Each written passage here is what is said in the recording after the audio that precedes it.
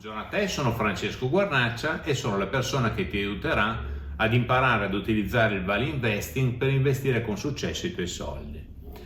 Oggi voglio rispondere alla domanda che viene spesso fatta proprio da noi stessi: ma gli investimenti sono all'altezza di fare investimenti finanziari? E poi la seconda cosa è: ma io non ho una mente matematica, non riesco a lavorare con i numeri con facilità, per cui riuscirò a fare questa cosa?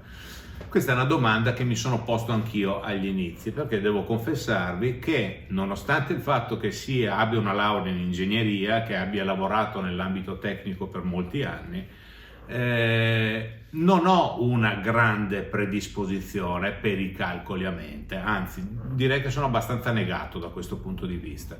È come se la mia mente, quando faccio dei calcoli, mi si annebbi e faccio veramente difficoltà. E per cui la domanda che mi sono chiesto quando ho cominciato ad imparare il value investing è: ma per persone che non sono così dotate di capacità di calcolo mentale o di ricordarsi anche i numeri, è opportuno che si mettano ad investire? Anche perché in effetti il mio mentor, che è Phil Town, ho una grande ammirazione per lui, anche per il modo con cui lui fa veramente un sacco di calcoli mentali in tempi molto brevi. Ebbene, la risposta è che non serve avere una mente predisposta per il calcolo. Perché? Perché in effetti la cosa più importante è riuscire a manipolare, ad utilizzare dei numeri, a trarre delle informazioni da questi numeri. Questa è l'abilità che una persona può avere e che deve avere, diciamo.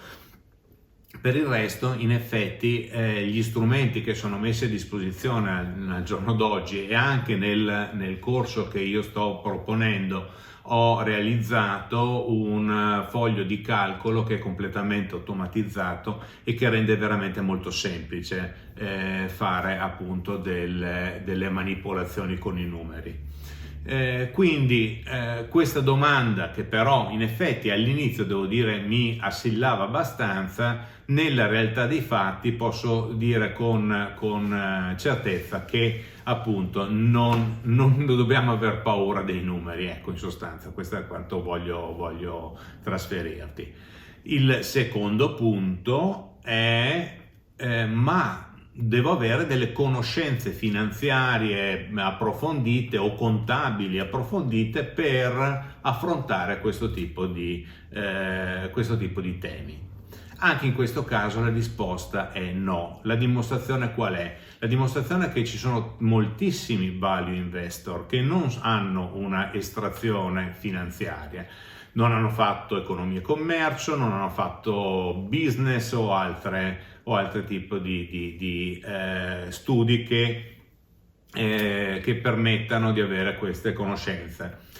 Le conoscenze che servono si possono acquisire tranquillamente, sono conoscenze facili e intuitive.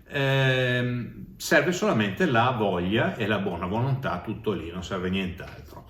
Anche perché Warren Buffett stesso dice che molto spesso il value investing non è capito dagli investitori che hanno fatto scuole specifiche di business. Perché?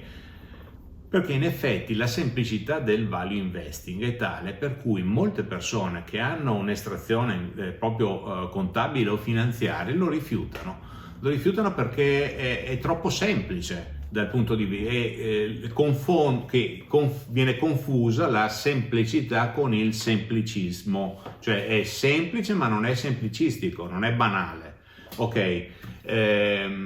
Quindi in effetti, se non hai un'estrazione finanziaria, come non ce l'ho neanch'io, perché io sono ingegnere meccanico, mi sono appassionato appunto al value investing, ma l'ho approcciato senza avere conoscenze specifiche di contabilità, avevo solo un'infarinatura generale, quindi tutto si può veramente imparare in maniera semplice. Ecco, ma quali sono allora i prerequisiti per affrontare appunto il value investing? I prerequisiti sono molto semplici, perché non serve conoscere, saper usare un calcolatore, un computer, saper usare un foglio di Excel nelle sue funzioni di base, quindi non serve un Excel particolarmente sofisticato. Ok, ma soprattutto la cosa che serve di più è il buon senso che permette di fare appunto le valutazioni che sono necessarie fare quando uno affronta lo studio di un'azienda. E anche con questo lo studio veramente lo voglio demistificare, nel senso che è veramente anche alla fine è veramente anche bello e divertente, insomma, andare a leggere e a studiare quelli che sono i risultati di un'azienda e interpretarli. Quindi serve solamente la buona voglia, il buon senso, ripeto, e il tempo per impararlo, null'altro di più.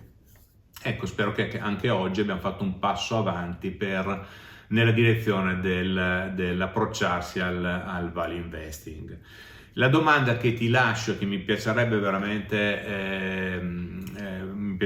leggere la tua risposta è per esempio, quali sono le cose che ti frenano nei confronti degli argomenti finanziari? Ti lascio appunto questa domanda aperta, aspetto le tue risposte e ti auguro una buona giornata e ci vediamo alla prossima occasione.